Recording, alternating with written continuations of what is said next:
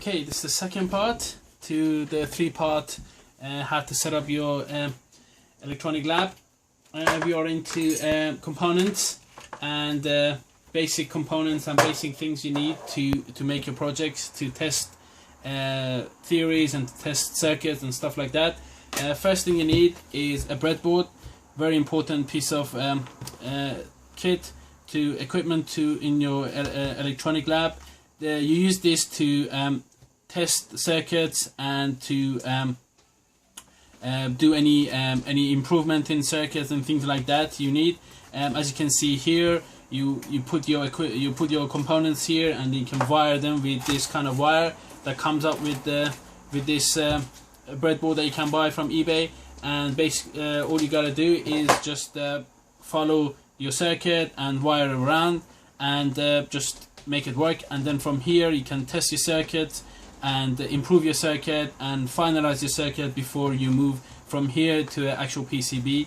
And great little things to have. I usually have about 5 or 6 around, because after I use them a lot, after a year or so, the connection inside this tend to get a bit dicky. So if you're like me and you got components that the leads are quite thick, when you force them inside your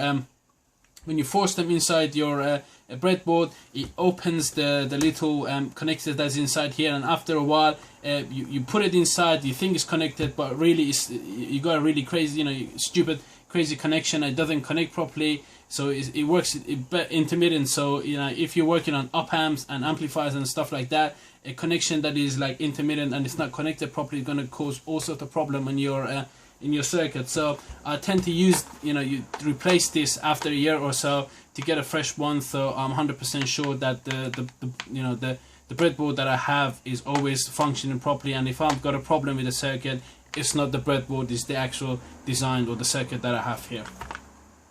And the second thing that is important, component wise, is resistors that you need. As I have here, I have a lot of resistors. I have them all in E12 numbering basically, and all in E12 values.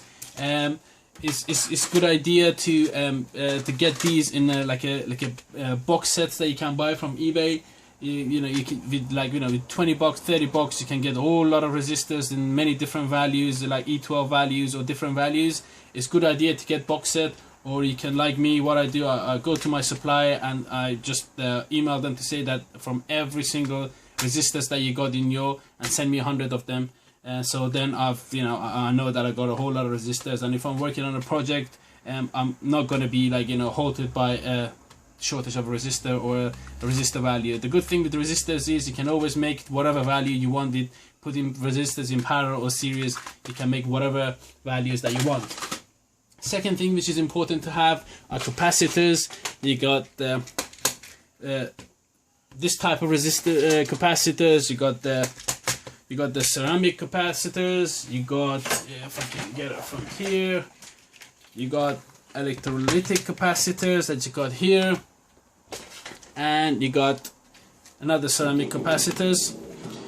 This type of capacitors are important to have. These, if you're making power supplies for filtering and things like that, different voltages, you can always salvage this kind of capacitors from different PCB boards and things that you get on eBay that don't work, or you can find in the street. These type of capacitors, also again, you can salvage them, or you can buy them again in various bags from eBay. It's a good idea to have in different ranges. You can get the picofarad range, you can get the nanofarad range, and you can get the microfarad range in capacitors. Again, a very important piece of components capacitors are. You're going to need them, all sort of different values. Another things that you need are diodes. Different diodes you can have, or you can get Zener diodes, again here, or you can get Schottky diodes. Signal diodes are important to have. The example of signal diode is 1N4148 or 1N941, I believe it is. Or you can get rectifier diodes that are important to have 4001, 4002, 4003. You can have Schottky diode, fast switching diode if you're designing DC-DC converters or switch mode power supplies. It's a good idea to have Schottky diodes. As I got here, I got this type of Schottky diode, and I got this type that mounts into a heatsink. With these can handle a lot of amperage. Or you can get Xeno diodes.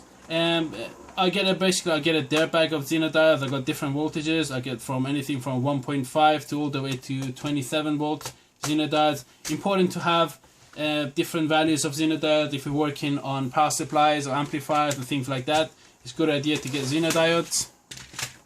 And another very important thing is transistors, and you're going to need a whole lot of transistors in your lab. As you can see here, this is just some of the transistors I have. I have medium power transistors, high power transistors, I got small signal transistors, I got amplifier transistors. It's a good idea to get, again, you can get these in different bags from eBay, all sorts of stuff, but one thing you gotta make sure is that you get originals. Don't get any of those fake rubbish that they have on eBay circling around. On here I got a tip 2955 and tip 3055 power transistors. I've got BD139 and BD140 complementary transistors. I got BC547, BC557, again complementary transistors. I got tip 122, tip 126, again complementary transistors. You need a whole lot of transistors if you're working on electronics. You never know what type of transistor you're going to need. So these are kind of general purpose basic transistors that you need to get in your to have in your electronic lab. Another thing that you will need, again I'm going to go back to resistors. You're going to need potentiometers, trimmers, you're going to need power resistors, you're going to need precision resistors. As you can see, you got here, you got trimmers. These are good to trim the resistors. If you don't have the value, you can use this to set to whatever value that you want. Say if I got 100 kilo ohm resistors, I can set any value between 0 to 100 kilo ohm resistors, and these are usually very stable resistors. Precision resistors, if you're working on precision stuff, these are 0.001%, or you can get 0.005%. As you got here, you got, this is 4.95 mega ohm at 0.005%, expensive stuff. And you're gonna need power resistors if you're working on power stuff. So these are the resistors type. It's a good idea to get precision capacitor as well if you're working on precision stuff, as these are mega capacitors. I've salvaged these from old test equipment. These are 1% or 5% capacitors. They're not a necessity, they're not necessary to have, but as I said, I always like to have things rather than not having them. These cost a lot to buy if you want to just buy them on their own, but if you get an old oscilloscope or something like Tektronix, there's a whole lot of them inside. You can get an old scope that doesn't work as part on eBay for like maybe £20, £30, and inside there you get this, you get precision resistors, you get tantalum capacitors, you get precision transistors, you get all sorts of stuff from just some equipment that you buy on eBay for like £20 or £30. Another thing that you need is op amps. Op amps very important to have in your electronic lab. You can get a basic op amps, LM741, you can get the LM358, you can get the TL072 op amps. As I got here, you can get the single one, dual inline, quad inline op amps to have. And usually what I do, whatever I see that I get, if it's a transistors, if it's an op amp, or is a comparator, things like that, I tend to always get a precision one as well if I'm working on something precision. So what I got here, I got these normal op amps that I have, which are important to have, because you tend to use op amps here and there. At least 60 or 70% of the time, if I'm using a circuit, I'm going to use a comparator or op amp in it. A transistor, 90% of the time I'm going to use a transistor in my circuit. A resistor, 100% of the time I'm going to use a resistor. Capacitor, 100% of the time I'm going to use capacitor. Diode, 85% of the time I'm going to use at least a diode in my circuit.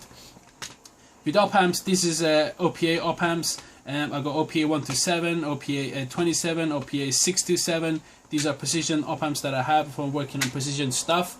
It's a good idea to have some some form of couple of precision op amps, so if you're working on something, at least you have it and you can test the circuit, and then later on you can order your parts, you know, properly. I've got again, I got voltage reference. I tend to use tend to make a lot of power supplies and stuff like that, current source and things like that. It's a good idea to have precision voltage references. I got the linear technology references. I've got as I got here, I've got the LM3999 linear technology voltage reference, very stable organized voltage Zener voltage reference. I've got Ref 01, Ref 05, Ref 02 voltage references as well. Those are 10 volt or 5 volt voltage references. Precision stuff. Another important thing that I think is important to have in your lab is timer ICs. As you can see here, I got 555, I got 556 ICs. I got transistor arrays here as well. I got the ULN transistor arrays, ULN 2008, 2003 transistor arrays. As I said, I got 555, I got 556 timers, chips. I got this dual line package, and I got the SMD package as well. Another thing which is important to have is logic ICs. 74,000 logic, 4,000 CMOS logic is good idea to have in your lab. You're going to need AND gate, you're going to need a NAND gate, you're going to need inverters, you're going to need OR gates. Those three gates are the most important, and NAND and OR gate, because with those you can make any other circuits that you want. It's a good idea to have dividers, it's a good idea to have flip-flops, good idea to have multiplexers, bistables, decade counters, 7-segment counters, BCD counter to 7 segments. Those ICs are important to have. It's a good idea to have at least 3 or 4 of each. So if you're working on something, you can quickly dash it out, like, you know, test the circuit. Once it works, then you can order your part to whatever project that you're having and whatever amount that you want to have. But one thing is, you don't want to not have it, say for instance an AND gate, and you're working on something and you need an AND gate and you don't have one, and then you have to put your project to one side and wait a couple of days for your for your part to come, and then maybe later on when your part comes you don't have time to work on your project, so that project, you know, gets halted to whatever time you can work on it again. So once you have these, they're not going to cost much. You can get them as a dirt bag. You can get a whole lot of CMOS and TTL logics on eBay. You know, you can get a dirt bag that's got, like, you know, at least 5 or 6 of each of the most important logic gates on it for a couple of quid. Another important things to have is LEDs. If you're working on any project, you might need an LED.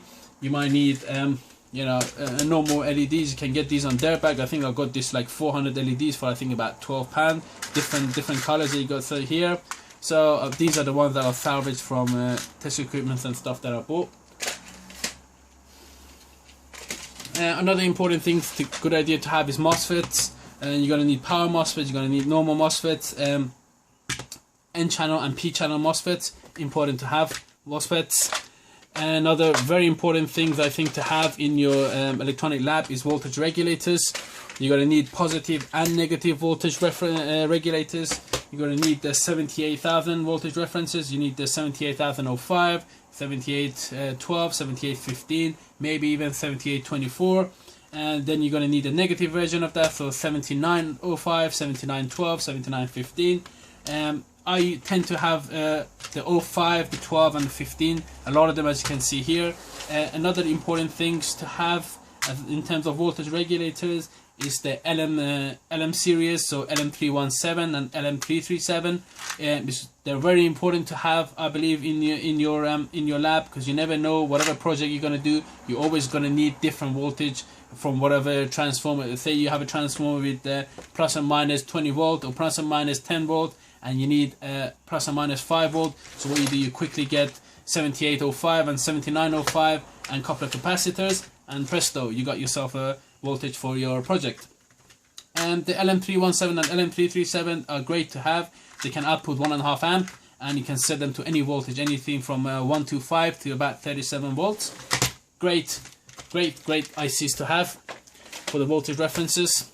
Voltage regulators. Another important thing to have is crystal oscillators, as you can see here that I've got. I can get it here. You got these ones which they need drivers to get them working, or you can get these ones which are already they can provide an output for you. You get all sorts of different values. You provide the 5. These are TTL based, so you provide a 0 volt and a 5 volt, and they have an output for your for the frequency. Again, these are important to have if you're working on digital circuits and stuff like that. Another thing important to have are DACs and ADCs, as you can see here. The thing with DAC and ADC is important to just get a basic one, maybe 2 or 3 of each, just to have in your lab. So if you're working on anything, or if you want to test a theory or test a circuit and you need any of these kind of stuff on it, you can quickly dash out and work with it, and then after that, you can get a proper version and do whatever you required in your project. It's a good idea to have a basic ones, so you get an understanding of how they work and stuff like that. You're gonna need a ferrite beads, I think, which is important if you're working on circuits to minimize RF and stuff like that, or to bring down the RF in your circuit and all the interference and stuff. It's a good idea to have ferrite beads and ferrite chalks and stuff like that in your circuit. They're not 100% important, but it's a good idea to get them because they're really cheap. Another thing that you need in your lab, it's inductors. You need all sorts of inductors, as you can see here. You got power inductors, you got axial inductors, and you got this type of inductors for surface mount inductors. If you're working on DC-DC converters and stuff like that, you're going to need inductors to set up your DC-DC converters and to set a filter, so you get minimum ripple output and stuff like that. So you can, again, whatever I show you here, there's always a package on eBay that you can get with a lot of different values on it. It's a good idea to go for them because you save a lot of money and you tend to get a lot of different values of things that I said here. That's for inductors. You might need a DC-DC converters or step-down converters. Here I got the LM25965, and I've got this. I got these inductors to go with it, as you can see here. Again, these are not 100% important, but it's a good idea to have because sometimes you want to create a DC-DC converters and you don't want a linear regulator in your power supply, and space is important to you, so you can use a DC-DC converter that takes less space and uses less power. It uses less power and it's more efficient than linear regulators, so it's a good idea to have them. You're gonna need switches, which are important to have in your lab for your circuits and stuff like that. Different potentiometers, big and small potentiometers, power potentiometers. You're gonna need microcontrollers if you're working on anything that you need to put intelligence into it. Here you got microchip, here you got Atmel. I tend to get the Unit 9 packages because it's quickly to test them in your breadboard, as you can see here. And then after, when I've tested the circuit and I know it's working, then I can, if I want to save space, I can get the surface mount and design a surface mount for on my PCB and stuff like that. As you can see here, to find out which microcontroller is good to have, all around microcontroller, it's a good idea to go on the internet and Google around and to see which microcontroller got the most I/O and the most important stuff that you're going to need in your project to get. But I just got the basic. I got the tiny Admega, and I got the tiny ICs, and I got the Admega ICs, and the microchip one I got the 16, and I got the 18 version. I believe are the most important ones. The most important feature packed ICs that you can get. Again, you can go to different forums and you can ask people to. I'm sure 100% sure they will tell you which one to get. You're gonna need digital switches, which I believe are really important to have. You can get the DG444DY, or you can get the 4016 CMOS digital switches if you need to switch signals around and you know, do anything like that. If you're gonna need you need multiplexers, I think they're important as well. And if you multiplexing signals and stuff like that, it's a good idea to have multiplexers in your lab. Another things that you might need, I believe it might be important, is LCD displays. As you can see here, I got the small ones, I got these big ones, I got the backlit one. As you can see here, these are the backlit one, and these are good to have. Again, you're going to need a microcontroller to drive them, but you never know when you're going to need this. So again, I bought this whole lot of this on eBay, really cheap. I think I bought about 15 of these delivered from China for, I think, about for £10. So when you get offers like that, it's really hard to, you know, to say no to it, because you never know when you're going to need an LCD and stuff like that in your next project. So it's a good idea to get. Another important thing to get to have is 7-segment displays or dot matrix. As you can see here, I got these ones, I've got the triple ones, I got 5-digit one, I got a single digit one, I got this type of LED displays, I got this type. It's a good idea to get the common cathode and common anode, because you never know what type you're going to need in your circuit. Another thing which is, I think it might be important to get, are these little sockets converters. So I can put a little tiny sock 08 in here, and it converts it into this. So I can quickly put it in my breadboard and test it. Things like that. These kind of adapters are a good idea to get. Again, you can get these really cheap from eBay.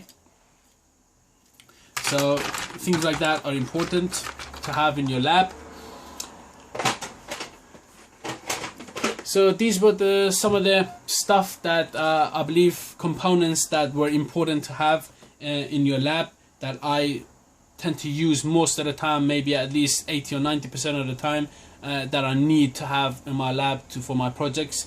You need transistors, resistors, capacitors, and diodes. These four are, I think, the basic things that in any project, 90% of the project you're going to need. I mean, resistors and capacitor 100% of the time you're going to use them. Diode, transistors, 80%, at least 90% of the time you're going to use them. Inductors, logic gates and stuff like that, maybe, I don't know, 40%, 50% of the time, if you design something, you're going to use them.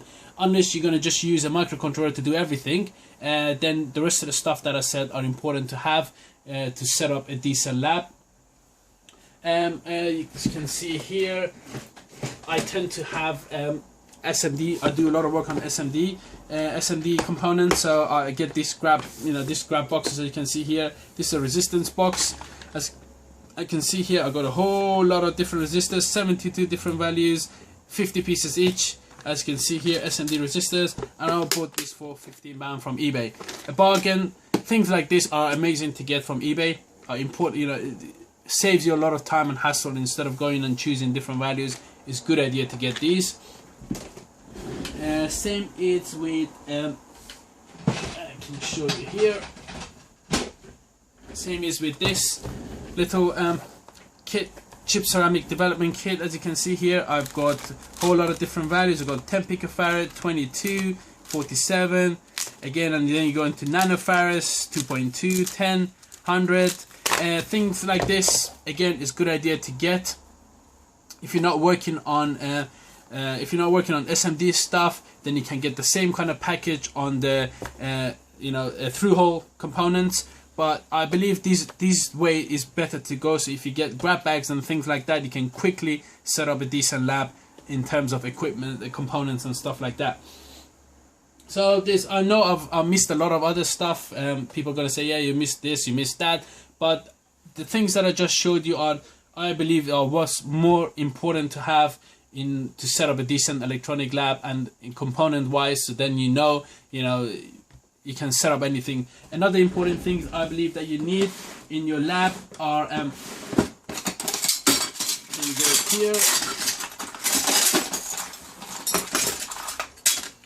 heat sinks. As you can see here, different kind of heat sinks. Yeah, if you're setting up transistors and voltage regulators and stuff like that, you're gonna need heat sinks to cool them down. You can just put a voltage regulator on its own and freestanding and just pretend everything's gonna be hunky dory. No, voltage regulators, because they're going to be dropping voltages. It's going to get hot, it's going to get, it's going to dissipate a lot of heat, so you need heat sinks and stuff like that, things like that, small heat sinks, big heat sinks, things like that, to cool them down, to optimize your circuit, to cool the stuff down. That's important to have. And another important thing that you're going to need, I believe, once you've done your breadboarding and you tested your circuit and you're happy with the design, you're going to need copper clad board. I tend to use a fiberglass single sided or dual sided, as you can see here, to make my own PCB and to set up whatever project that I've done. And most of the 90% of the time, actually I think 100% of the time, I just do my own PCB. I never send my design to a company to make my PCB. I design it using the toner transfer. Perfect. Best thing to do is make your own PCB, because then you know what exactly you're making and what exactly you're doing. Another important thing that you need in your lab is a solder wick. I know I should have put this on another project. It's not a part of components, but I'm just gonna say it here. Solder wick, very important if you're repairing stuff or you're taking things apart. You're gonna need a solder wick. It helps a lot to take components, especially big components out. You're gonna need a solder wick. I buy them in this big spools. These are 30-meter spools, and then once this is finished, I just wrap around here again and I use it. It's a good idea to have a couple of these spools, because this finishes really quickly. So these were some of the important stuff that I think you need to set up a decent lab in component wise. And I did a video on test equipment, so I'm going to do another video after this on hardware, things like screwdrivers and different hardwares that you need for set up a decent lab. So until then, to the next video, thank you for watching and goodbye.